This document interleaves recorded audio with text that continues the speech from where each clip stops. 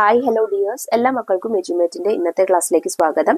ഇന്നത്തെ ക്ലാസ്സിൽ നമ്മൾ ചെയ്യാൻ പോകുന്നത് 3ാം ക്ലാസ്സിലെ മക്കളുടെ മലയാളത്തിലെ അവസാനത്തെ യൂണിറ്റ് ആയ മാനത്തോളം എന്നതിലെ ഒരു ചെറിയ പാഠമാണ്. വീട്ടിൽ പോണം എന്നുള്ള ചെറിയൊരു കുട്ടി കഥയാണ് കേട്ടോ. ഈ കഥയും അതിലെ തുടർ പ്രവർത്തനങ്ങളുമാണ് നമ്മൾ ഇന്നത്തെ ക്ലാസ്സിൽ ചെയ്തു നോക്കാനായിട്ട് ഉദ്ദേശിക്കുന്നത്. ക്ലാസ്സിലേക്ക് കിടക്കുന്നതിന് മുന്നേ ചാനൽ ആദ്യമായി കാണുന്നവരാണെങ്കിൽ ഒന്ന് സബ്സ്ക്രൈബ് ചെയ്ത് സപ്പോർട്ട് ചെയ്യാൻ മറക്കല്ലേ.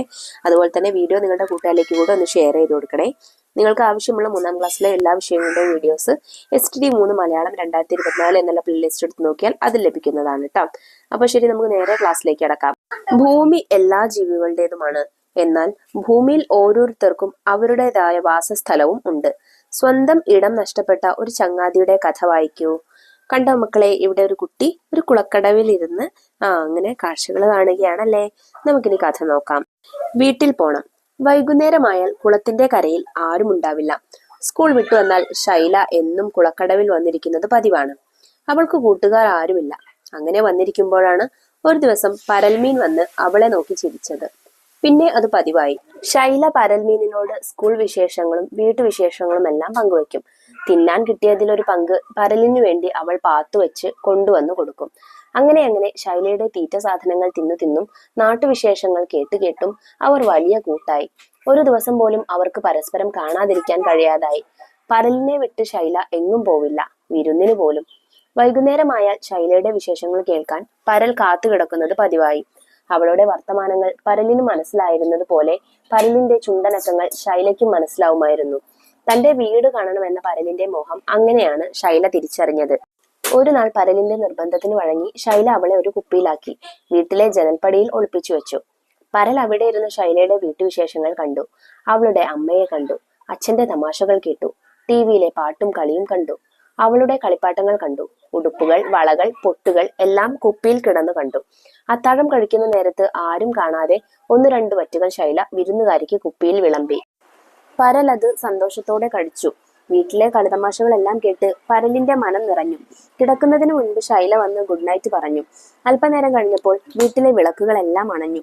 എല്ലാവരും ഉറക്കത്തിലായിരുന്ന സമയത്താണ് ഒട്ടും പരിചയമില്ലാത്തൊരു ശബ്ദം കേട്ട് വീട് ഞെട്ടിയത്. വീട്ടിലെ വിളക്കുകളെല്ലാം തെളിഞ്ഞു. പതിവില്ലാതെ ശൈലയും ഉണർന്നു. അച്ഛനും അമ്മയും എത്ര തിരഞ്ഞിട്ടും ശബ്ദം എവിടുന്നാണെന്ന് കണ്ടെത്താനായില്ല. പക്ഷെ പരലിന്റെ അടുത്ത് ചെന്ന ശൈലയോട് അവൾ കരഞ്ഞു പറഞ്ഞു, എനിക്ക് എന്റെ വീട്ടിൽ പോണം. കൃഷ്ണദാസ് എഴുതിയതാണ് കേട്ടോ. അപ്പൊ സ്വന്തം വീട് വിട്ടുനിന്ന, അഥവാ അതിന്റെ ആവാസ വ്യവസ്ഥയായ അതിന്റെ വീടായ കുളം വിട്ടുനിന്ന ഒരു മീനിന്റെ സങ്കടമാണ് അല്ലേ നിങ്ങൾ ഇവിടെ കണ്ടത്. അതുപോലെ തന്നെയാണ് നമ്മൾ മനുഷ്യരുടെ കാര്യമായാലും മറ്റേത് ജീവജാലങ്ങളുടെ കാര്യമായാലും എല്ലാവർക്കും അവരുടെ വീടും കൂടും ഒക്കെയാണ് സുരക്ഷിത സ്ഥലം എന്ന് പറയുന്നത്. ഇനി നമുക്ക് ഇതിലെ പ്രവർത്തനങ്ങൾ നോക്കാം. ചോദ്യം 1. കഥയിലെ ഇഷ്ടപ്പെട്ട ഭാഗം ചിത്രീകരിച്ച് നിറം കൊടുക്കും. നിങ്ങളുടെ ചോയ്സ് ആണ്. നിങ്ങൾക്ക് ഏത് ഭാഗമാണോ ഇഷ്ടം, ആ ഇഷ്ടപ്പെട്ട ഭാഗം അതിനനുസരിച്ച് നിങ്ങൾ ചിത്രം വരച്ചിട്ട് നിറം കൊടുക്കണേ. ചോദ്യം 2. എന്തുകൊണ്ടായിരിക്കാം പരൽമീൻ എനിക്ക് എന്റെ വീട്ടിൽ പോണം എന്ന് പറഞ്ഞത്? ചർച്ച ചെയ്യൂ. പരൽമീനിന് ശൈലയുടെ അച്ഛനെയും അമ്മയെയും എല്ലാവരെയും കണ്ടപ്പോൾ അതിന്റെ കുടുംബത്തെയും കാണാൻ ആഗ്രഹം തോന്നിയിട്ടുണ്ടാവാം. അതുകൊണ്ടായിരിക്കാം രാത്രി എനിക്ക് വീട്ടിൽ പോണമെന്ന് മീൻ പറഞ്ഞു കരഞ്ഞത്. ചോദ്യം 3.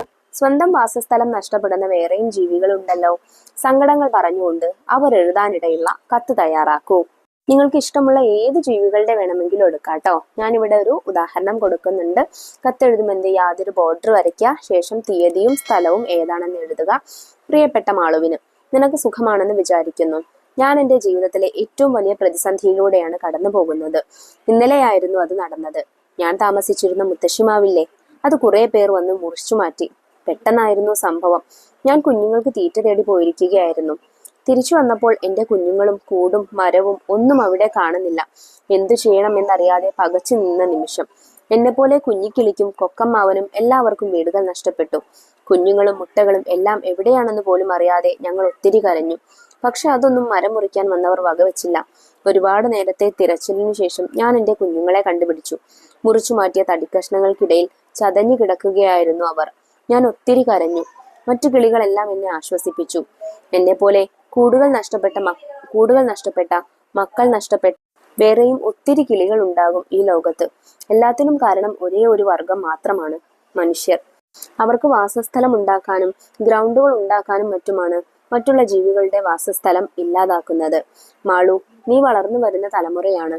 എന്റെ അവസ്ഥ ഒരിക്കലും മറ്റൊരു കിളികൾക്കും മൃഗങ്ങൾക്കും ഉണ്ടാകരുത്. മരങ്ങൾ സംരക്ഷിക്കാനും അത് നിലനിർത്തുവാനും നീ പരിശ്രമിക്കണം. കഴിയുമെങ്കിൽ എല്ലാവരോടും ഞങ്ങളുടെ ദുരിതങ്ങൾ പങ്കുവെക്കണം. ഇനി വരാനുള്ളത് നന്മയുള്ള ലോകമാവട്ടെ എന്ന് ഞാൻ പ്രാർത്ഥിക്കുന്നു. സ്നേഹത്തോടെ, കറുമ്പിക്കാക്ക.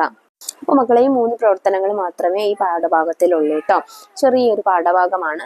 പാഠഭാഗത്തിന്റെ ഉള്ളടക്കം എന്താണെന്ന് എല്ലാ മക്കൾക്കും മനസ്സിലായിട്ടുണ്ടെന്ന് വിശ്വസിക്കുന്നു.